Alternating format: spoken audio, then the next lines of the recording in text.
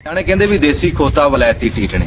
ਕੋਈ ਬੰਦਾ ਪੁਰਾਣੇ ਟਾਈਮਾਂ 'ਚ ਕੋਈ ਮਸਕਤ ਮਾਨ ਗਿਆ, ਖਾਸਾ ਟਾਈਮ ਹੋ ਗਿਆ, ਪਿੱਛੋਂ ਕੋਈ ਪਿੰਡ ਉਹਦਾ ਕੋਈ ਬੰਦਾ ਗਿਆ ਤੇ ਉਹਨੂੰ ਪੁੱਛਦਾ, ਕਹਿੰਦਾ ਯਾਰ ਸਾਡੇ ਘਰ ਸੁੱਖ ਸਾਂਤ। ਉਹ ਕਹਿੰਦਾ ਜੀ ਘਰ ਸੁੱਖ ਸਾਂਤ, ਬਾ ਤੇਰੀ ਜਨਾਨੀ ਰੰਡੀ ਹੋ ਗਈ। ਲੈ ਕੂਕਾ ਮਾਰ ਕੇ ਰੋਣ ਨਹੀਂ ਲੱਗ ਪਿਆ। ਉਹਨੂੰ ਨਾਲ ਦੇ ਨੇ ਕਿਹਾ ਵੀ ਕਿਉਂ ਕਮਲਾ ਹੋਇਆ, ਤੂੰ ਮਰੇਂਗਾ ਤੇ ਉਹ ਰੰਡੀ ਹੋਊਗੀ। ਕਹਿੰਦਾ ਲੈ ਜਿਹੜਾ ਤੋੜੋਂ ਆਇਆ ਉਹ ਝੂਠ ਮਾਰਦਾ।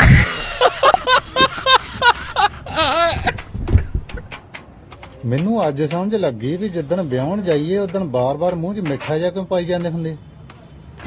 ਇਹ ਜਦੋਂ ਕਿਤੇ ਛੋਟੇ ਹੁੰਦਿਆਂ ਨੂੰ ਜਿੱਦਾਂ ਮਾਂ ਕੌੜੀ ਦਵਾਈ ਦੇਣ ਲੱਗੇ ਨਹੀਂ ਹੱਥ 'ਚ ਖੰਡ ਫੜਾ ਦਿੰਦੀ ਹੁੰਦੀ, ਇਹ ਕੋਈ ਉਦਾਂ ਦਾ ਹਿਸਾਬ ਕਿਤਾਬ ਜਿਹਾ ਲੱਗਦਾ। ਅਗਰ ਤੁਸੀਂ ਚਾਹੁੰਦੇ ਹੋ ਕਿ ਤੁਸੀਂ ਆਪਣੀ ਜ਼ਿੰਦਗੀ ਦੇ ਵਿੱਚ ਅੱਛਾ ਖਾਸਾ ਜ਼ਲੀਲੋ ਖਵਾਰ ਹੋ ਜਾਓ ਤੇ ਫਿਰ ਤੁਸੀਂ ਇੱਕ ਕੰਮ ਕਰੋ, ਤੁਸੀਂ ਆਪਣੀ ਜ਼ਿੰਦਗੀ ਦੇ ਵਿੱਚ ਕਿਸੇ ਵੀ ਇਨਸਾਨ ਦੇ ਨਾਲ ਦਿਲੋਂ ਮੁਖਲਸ ਹੋ ਜਾਓ। ਫਿਰ ਵੇਖੋ ਉਹ ਇਨਸਾਨ ਤੁਹਾਨੂੰ ਕਿਤਨਾ ਜ਼ਲੀਲੋ ਖਵਾਰ ਕਰੇਗਾ। ਕਿਉਂਕਿ ਤੁਸੀਂ ਜਿਸ ਇਨਸਾਨ ਦੇ ਨਾਲ ਦਿਲੋਂ ਮੁਖਲਸ ਹੋਵੋਗੇ ਨਾ, ਉਹ ਇਨਸਾਨ ਪਤਾ ਕੀ ਸਮਝੇਗਾ ਕਿ ਇਹ ਤੇ ਬੇਵਕੂਫ ਹੈ, ਇਸ ਨੂੰ ਤੇ ਪਤਾ ਹੀ ਕੋਈ ਨਹੀਂ। ਲੇਕਿਨ ਪਤਾ ਤੇ ਉਸ ਨੂੰ ਨਹੀਂ ਹੁੰਦਾ ਕਿ ਜਿਹੜਾ ਬੰਦਾ ਉਸ ਦੇ ਨਾਲ ਮੁਖਲਸ ਹੈ ਉਹ ਉਸ ਦੇ ਨਾਲ ਦਿਲੋਂ ਮੁਖਲਸ ਹੈ।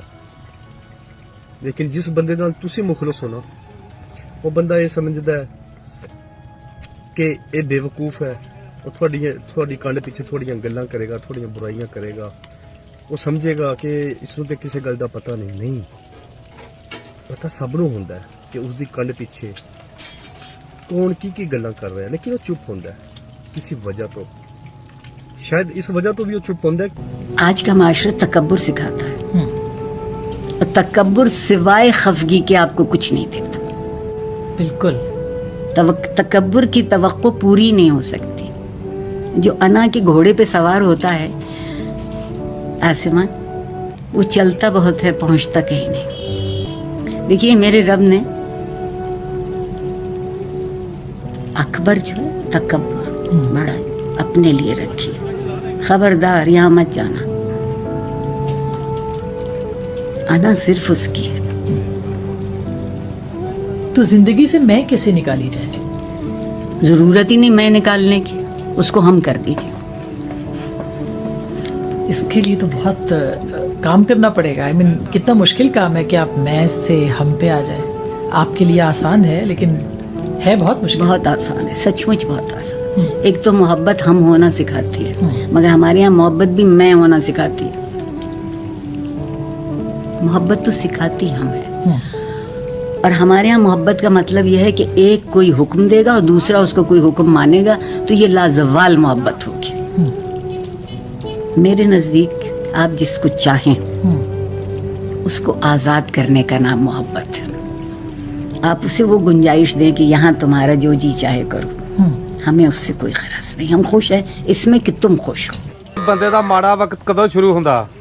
ਦੇਖੋ ਜੀ, ਬੰਦੇ ਦਾ ਮਾੜਾ ਵਕਤ ਉਦੋਂ ਸ਼ੁਰੂ ਹੁੰਦਾ ਵਾ 100 ਨਾਲ ਦੀ ਇੱਕੋ ਹੀ ਗੱਲ ਆ ਕਿ ਜਦੋਂ ਉਹਦਾ ਮਾਂ ਪਿਓ ਯਾਨੀ ਕਿ ਉਹਦਾ ਵੱਡੇ ਕਹਿ ਲਓ, ਉਹਦੇ ਖਾਸ ਤੌਰ ਤੇ ਵਾਲਿਦੈਨ ਜਦੋਂ ਉਹਨੂੰ ਨਸੀਹਤ ਕਰਨੋਂ ਹਟ ਜਾਣ ਤੇ ਜ਼ਰੂਰਤ ਦੱਸਣੋਂ ਹਟ ਜਾਣ, ਯਾਨੀ ਕਿ ਆਪਣੀ ਜ਼ਰੂਰਤ ਵੀ ਉਹਨੂੰ ਨਾ ਦੱਸ ਸਕਣ ਤੇ ਉਹਨੂੰ ਨਸੀਹਤ ਵੀ ਨਾ ਕਰ ਸਕਣ, ਉਦੋਂ ਬੰਦੇ ਦਾ ਮਾੜਾ ਵਕਤ ਸ਼ੁਰੂ ਹੋ ਜਾਂਦਾ।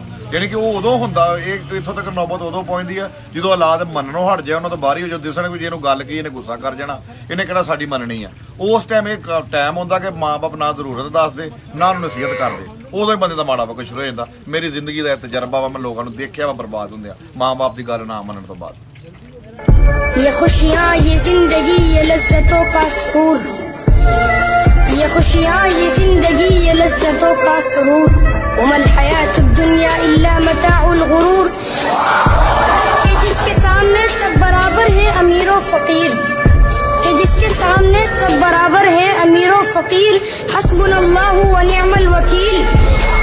हर जानदार का होना है एक दिन कुव्वते मौत, कुल्लु नफ्सिन जायक़तुल मौत। और खत्म हुआ दुनिया को पाने का